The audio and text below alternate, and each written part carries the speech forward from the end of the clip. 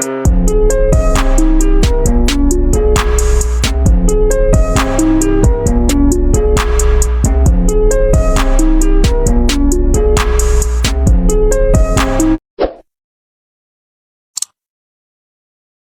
वालेकुम everyone, welcome back to my YouTube channel. क्या आप लोग जानते हैं हमारी बॉडी एक बहुत इंपॉर्टेंट कंपोनेंट जिसे हम प्रोटीन के नाम से जानते हैं, वो किस तरह प्रोड्यूस करती है, लाइक एंटीबॉडीज, हॉर्मोन्स, एंजाइम्स और मसल फाइबर्स। सो जैसे कि हमें पता है कि हर सेल का एक अपना डीएनए होता है और ये डीएनए सेल के न्यूक्लियस के अंदर प्रोटेक्टेड होता है फुली। और ये जो प्रोटीन की हम बात कर रहे हैं, ये प्रोटीन सेल के बाहर वाले हिस्से यानी कि साइटोप्लाज्म के अंदर प्रोडक्शन होती है इसकी। तो इन दोनों का आपस में क्या रिलेशन है, क्या लिंक्ड है? इन दोनों का आपस में ये लिंक्ड है। हमने प्रीवियस क्लास जिसके अंदर डीएनए रेप्लिकेशन के अंदर हमने ये पढ़ा था कि हर सेल का जो डीएनए होता है वो एक जेनेटिक इन्फॉर्मेशन कैरी करता है और वो जेनेटिक इन्फॉर्मेशन इस प्रोटीन की प्रोडक्शन के अंदर काम में आती है। आज का हमारा टॉपिक प्रोटीन सिंथेसिस है, जिसके एंड में आप लोगों को ये सीखने को मिलेगा कि किस तरीके से एक जीन पूरा प्रोटीन के अंदर कन्वर्ट होती है। मतलब कि इस प्रोटीन के अमल को किस तरीके से ये प्रोटीन का अमल साइटोप्लाज्म के अंदर होता है, किस तरीके से डीएनए जो है वो एक स्पेसिफिक कोड जनरेट करता है और वो कोड जाके डीएनए फैक्ट्री के अंदर जाके वो इंस्ट्रक्शंस देता है कि प्रोटीन की प्रोडक्शन करवाई जाए। Protein synthesis is the process in which cell utilise the genetic information from DNA to produce protein. इसका मतलब क्या हुआ कि किस तरीके से ये प्रोटीन सिंथेसिस के दौरान एक सेल डीएनए की जेनेटिक इन्फॉर्मेशन को यूटिलाइज करता है और किस तरीके से उसको यूटिलाइज करते हुए वो एक पूरा प्रोटीन बना देता है। इस पूरे प्रोटीन सिंथेसिस के दो मेन स्टेप हैं। Number 1 is transcription and number 2 is translation. So सबसे पहले हम बात करेंगे step number 1 which is known as transcription. Transcription के स्टेप में क्या होता है, बेसिकली जो जेनेटिक इन्फॉर्मेशन है डीएनए की वो कॉपी होती है to messenger RNA. Step number 1 is DNA unwind. Basically इस स्टेप में क्या होता है, एक स्पेसिफिक जीन आके एक्सप्रेस होता है और जैसे ही वो एक्सप्रेस होता है तो जो डबल हेलिकल स्ट्रक्चर है डीएनए का वो आपस में सेपरेट होना स्टार्ट हो जाता है और 2 स्ट्रैंड्स में सेपरेट हो जाता है। इसमें से एक स्ट्रैंड उसका एज अ टेम्पलेट वर्क करता है इस पूरे प्रोसीजर में। Step number 2 is RNA polymerase binding. RNA polymerase enzyme एक ऐसा एंजाइम है जो डीएनए के स्पेसिफिक रीजन के साथ आके अटैच हो जाता है और टेम्पलेट डीएनए को रीड करना स्टार्ट कर देता है और कॉम्प्लीमेंट्री आरएनए मॉलिक्यूल साथ साथ बनाता चला जाता है। Step number 3 is formation of messenger RNA. When RNA polymerase move alongside the DNA template, it binds with RNA nucleotide।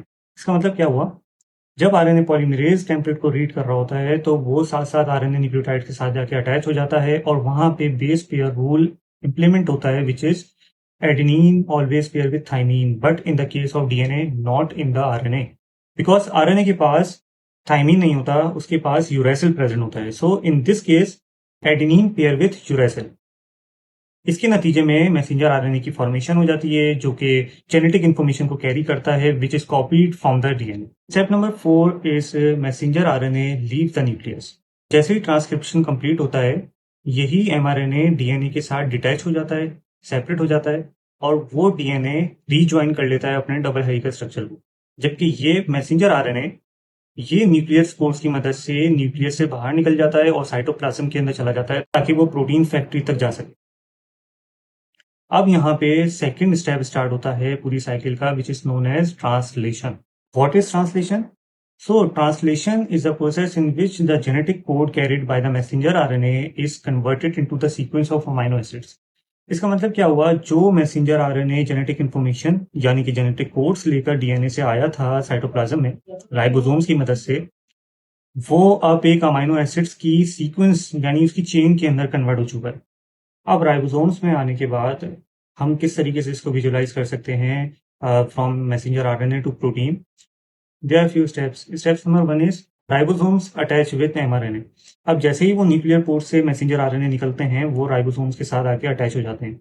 इस अटैचमेंट के बाद ये राइबोसोम्स उस मैसेंजर आरएनए के अंदर जो 3 न्यूक्लियोटाइड्स की चेन होती है, जो कोड्स होते हैं, उनको रीड करना स्टार्ट कर देता है और उन 3 न्यूक्लियोटाइड्स पेयर्स को हम कहते हैं कोडॉन। और हर कोडॉन एक पर्टिकुलर अमाइनो एसिड्स को स्पेसिफाई करता है। Step number 2 is transfer RNA brings amino acids.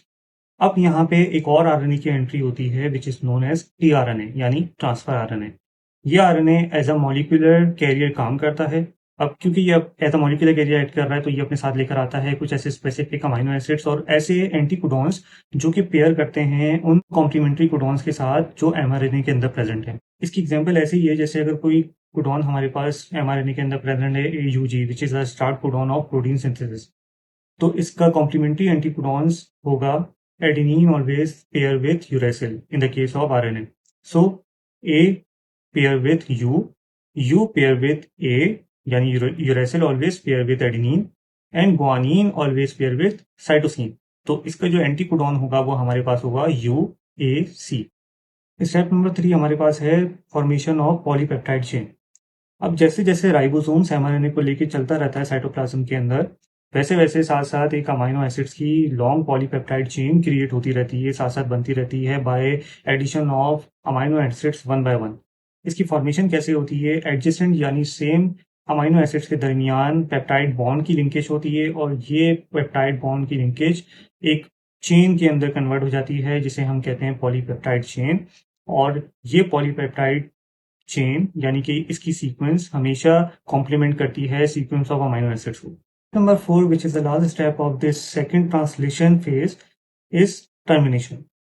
Termination के अंदर क्या होता है? इवेंचुअली राइबोसोम्स एक ऐसे स्टॉप कोड तक पहुंच जाते हैं जो किसी भी कोडॉन को कॉम्प्लीमेंट नहीं करता, जो कि एक सिग्नल होता है ट्रांसलेशन फेज की कंप्लीशन का। आफ्टर दिस कंप्लीशन जो लॉन्ग पॉलीपेप्टाइड चेन कंप्लीट हो जाती है वो रिलीज आउट हो जाती है। After completing these faces protein start कर देती है अपने स्ट्रक्चर को फोल्ड करना, और आफ्टर ट्रांसलेशन फेज ये फुली एक्टिव नहीं होती, और इसका फंक्शन हमेशा डिपेंड करता है इसके 3 डायमेंशनल स्ट्रक्चर के ऊपर, ताकि ये फुली एक्टिव हो सके। प्रोटीन सिंथेसिस हमारी बॉडी के लिए इसलिए ज़रूरी है क्योंकि प्रोटीन हमारी बॉडी के अंदर हर वो एसेंशियल बायोलॉजिकल परफॉर्मेंस देता है जो कि एक लिविंग ऑर्गेनिज्म की नीड है। कोई भी सेल हमारी बॉडी के अंदर प्रोटीन के बगैर ना तो ग्रो कर सकता है, ना ही डैमेज रिपेयर कर सकता है, और ना ही इसके बगैर कोई बायोलॉजिकल प्रोसेस को परफॉर्म कर सकता है। So protein is very important. So मैं उम्मीद करता हूँ आज का लेक्चर आपको समझ आया होगा, और अगर समझ आया तो वीडियो को लाइक कर दिएगा, चैनल को सब्सक्राइब कर दिएगा, और इस वीडियो को अपने दोस्तों के साथ शेयर कर दिएगा। Thank you so much.